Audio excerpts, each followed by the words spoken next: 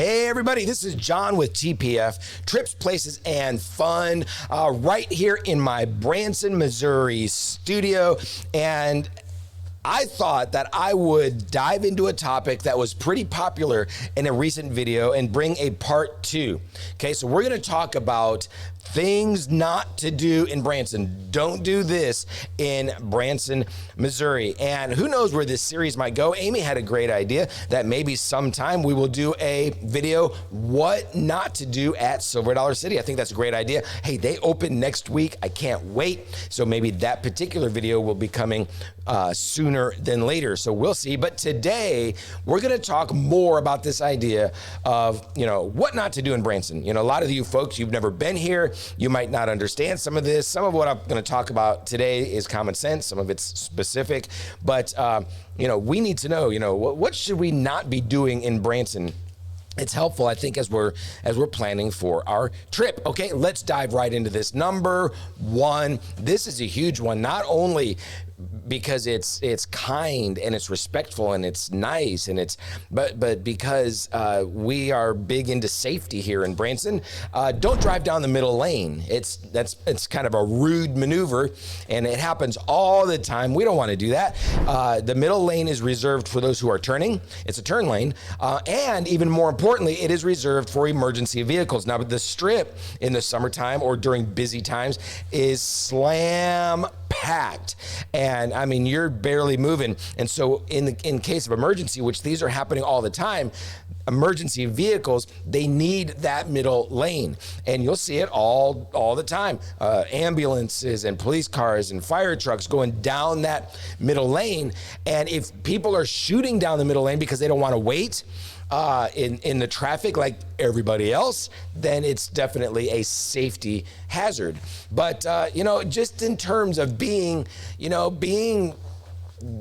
nice and good and appropriate, wait in the line. Yeah, you got places to be. Everybody does. But, I've been there turning, using it as a turn lane, and then someone else is flying toward me, and I'm like, what are you doing? You're not supposed to be driving down this lane. This is a turn lane. And I'll turn, and then he'll carry on. Or I'll look ahead, and I'll see somebody just flying down the middle lane, and they'll try to get really creative with it, and they'll have their turn signal on, and they're passing driveway after driveway after driveway after 10, 12 driveways ahead. They finally make their turn. That's not cool. It's not the way to do it. Learn the back roads, and so you can avoid the traffic on the strip.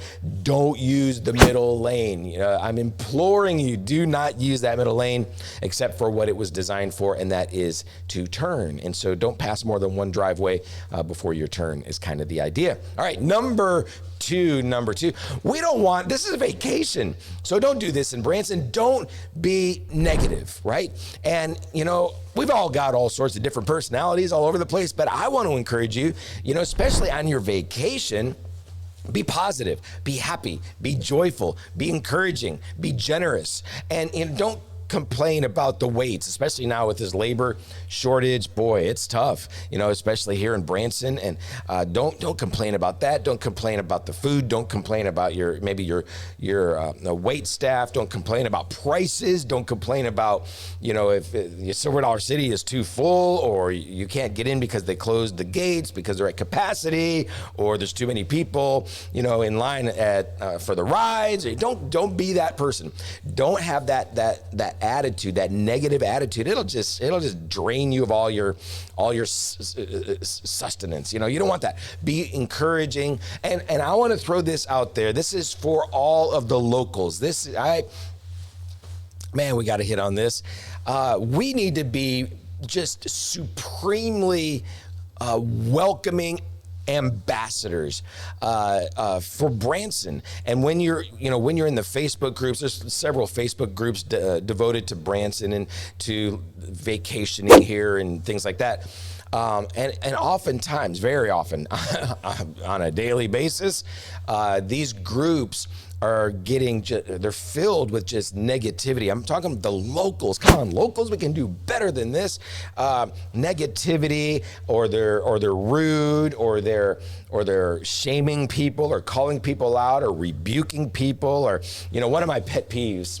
Can I share? Yeah, it's my channel. I can share a pet peeve. One of my pet peeves is when in a group. Now understand, like a Facebook group, it's a place for community, right? For back and forth, for discussion. It's like sitting around the coffee table, and someone asks a question, and it might be a common question, what are the best hotels, or things like that, and rude, snarky people jump in there and say, hey, why aren't you searching for this? This has been asked a million times. We don't waste our time. We don't want to hear you. And it's really rude. And can you imagine sitting around, you're at the coffee shop and you're all there, and you look across the table at somebody who lives in Branson and say, hey, what's your opinion on some of the best hotels? And can you imagine that person saying, what Google it. Just Google it. I've written about this in the past. I have a forum. Search the forum. Don't ask me. And I'm like, what do you do? Don't do that. Come on, locals, be nice. Be really, really nice. Encourage other people. Encourage them. Make that your goal. Be joyful, be happy, be their guardians. If someone asks a question and you can sense maybe that other people are going to ruthlessly pounce on them, be their greatest defender, give them answers. Just be the nicest person. And it's just a rule for life. Just be the kindest, nicest, most joyful person that you can be. Encourage other people, guard them from embarrassment. Do you realize, kind of getting into the troll realm, that when you do things like that, do you realize that you cause, I didn't plan on going in this direction on this point, but it's hitting the spot right here, that you cause people to even cry. You cause people to be deflated. You'll ruin their entire day. You'll cause them to be very sad when you just give your little snarky comments. Maybe you don't realize that you're doing that, but when you're negative, when you do that, when you attack people like that, it really wounds them, and a lot of people will say, well, you just have to have thicker skin. Well, some people don't. Right, and so we need to do what we can to be encouraging. So this was number 2. This is for everybody, but even the locals. Let's not be negative. Let's not be negative on the Facebook groups and different places. Let's just be welcoming with open arms and be so excited that people are talking about Branson, because guess what? Without those folks, there is no Branson. Without the tourists, there is no Branson. All right, number 3. Don't forget to tip, your servers. Don't forget to do that, and tip really, really well. Have that in the budget, because, you've got to understand that this is a seasonal area. So people are basically working from March, middle of March to the end of December, and then that's it. And so the money that they are making during the year, it has to pay for 2.5 months, many of them, to where they are not working at all. So this is something that is huge. You need to make sure that you're budgeting, so if you're going out to eat and you're spending $60, make sure that you're tipping 15 or 20, whatever that number is, and I don't want to go into too many spiels, but my encouragement is to tip extravagantly no matter what. And even if the service is bad, you don't know what kind of day they're having. And it's not our job. We're not their supervisors. It's not our job to teach them lessons. I want to turn the tables and do my best to serve instead of being served, right? So that's a good thing. And so we want to, if the service is bad, even tip more for that person and bless them and encourage them. Maybe write something on the receipt, God bless you, or, praying for you, or you're an amazing person, or thank you for all you do, or whatever. And do that even if the service is bad. And it's not our job to bring down the hammer and to teach them a lesson. It's to bless. So our job is to bless people. Okay. So yeah, don't forget to tip. Number four, you don't want to stick to the strip. I think a lot of people do that, and a lot of people, they have the questions is, can I just get a hotel on the strip and I don't need a car and I can get to everything? Well, that's definitely not true. Even on the strip, the strip is it's a long way, and so there's a lot to do on the strip. So just walking the strip, it can be done, but boy, that's a long way. But don't just stick to the strip. There's downtown. Don't miss downtown. Don't miss the lakes. man, in Branson, the Branson area has a big footprint. Getting down to top of the rock, you're going to be driving, 15, 20 minutes to get to Dogwood Canyon. You're 30 minutes or so, and you don't want to miss these other areas of the Ozarks. You might even get down, of course, isn't Branson, but maybe the Buffalo River down into Arkansas, an hour or so away, depending on what part of the river you're going to. And so get off of the Strip, and there's so much to do, so much to see.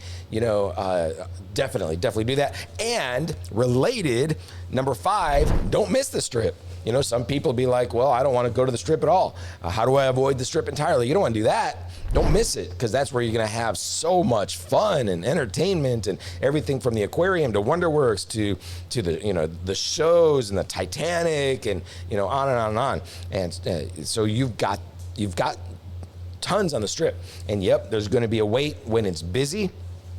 That's all right. Just go for it and use some of the back roads, jump back on. I love, in fact, Amy drives Amy crazy.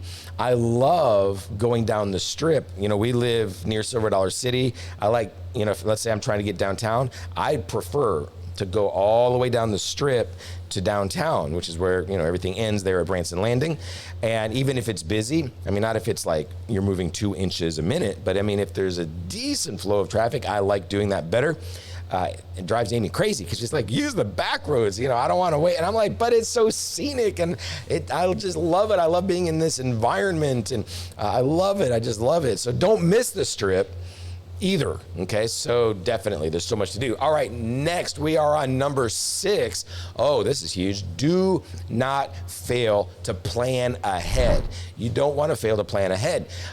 Do all of the research that you can. In the last video of don'ts, I said don't forget to make reservations ahead of time, but more broadly, just don't forget to plan. You go join the Facebook groups, because after this video, everybody's going to be super nice on those Facebook groups. I'm just convinced, right? Use the Facebook, and there's so many people on those groups that are amazing. I'm just being kind of funny, but join those groups. And there's a lot of great people in there, a lot of great information, and you can search those groups, if you want to do that. And there's loads of info. If you want to ask questions, you can do that. But do your research. Use Google. Look at all the reviews. Honestly, one of the things that people say is, would you recommend doing such and such, in these Facebook groups? And as a community, you're wanting to get that feedback, as I already said. But, definitely Google it, and, the business is going to have its own Google listing. And so you look at all of the reviews. And so you're going to see the reviews, and don't just look at the stars. Actually read the reviews, read them, and it gives you a great idea of what you're getting yourself into. So, and then definitely use TPF. Use us here. We have hundreds of videos, and many of them on Branson. So use TPF. And we hear from people all the time, that they're visiting Branson for the first time because of TPF, and they've watched our videos, and other people even moving here because of TPF. And oh, by the way, man, I've just got bold goals, and if you could help us, this would be amazing. We're looking in the next couple of years. It's a big goal to get to 100,000. And that's a huge goal. It's huge, almost ridiculous. But it's a goal. It's what we want to do. We want, when we're branching out, we're doing cruising, we're doing, travel in other areas, cruise news, vacation news, travel news, things like that. So we're trying to get to 100,000, and over the next 5 years, I'd love to get to 1 million. And so this is going to take, this is all hands on deck, where, you are part of this community, and we need your help as well. So of course, subscribe if you're not already subscribed, but get the word out. So that's what we're trying to do, because people are using TPF to plan their vacations, whether it is cruising. We just got back from a Disney cruise, and so people are already, watching those videos, and they're communicating back to us and saying, hey, thanks for this. I'm going to definitely do that based on your recommendation. That looks amazing. Thanks for the tour of the ship. That's helpful, or whatever. And so 1 million in 5 years, 100,000 in 2 years. We're not even at 10,000 yet. We're getting closer. Man, we got to do it. All right, so subscribe if you could do that. All right, so that was number 6. Don't fail to plan ahead. Use all the resources that you can. Number 7, oh boy, this will help us out. This will especially, I think the locals will celebrate on this one. Don't drive unnecessarily slow. I'm not telling you to drive to speed. I'm not telling you to do that.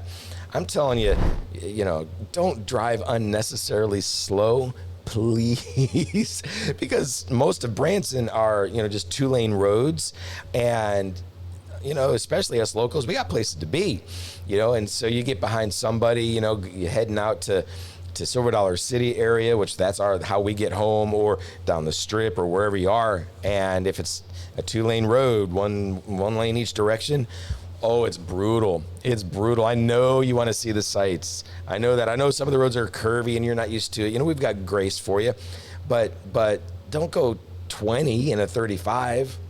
Don't do that. Let's not be unnecessarily slow. Let's keep a nice pace.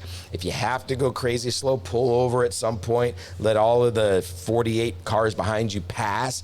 I think this is just a good lesson for life in general, because we travel a lot and we're going down a whole heck of a lot of 2-lane roads all over the nation. And I'm like, oh man, our 10-hour drive is turning into 12 because this pickup truck in front of me doesn't understand that this is a 55-mile-an-hour zone and he's going 40. I'm like, God bless them. Oh, God bless those people right in front of me.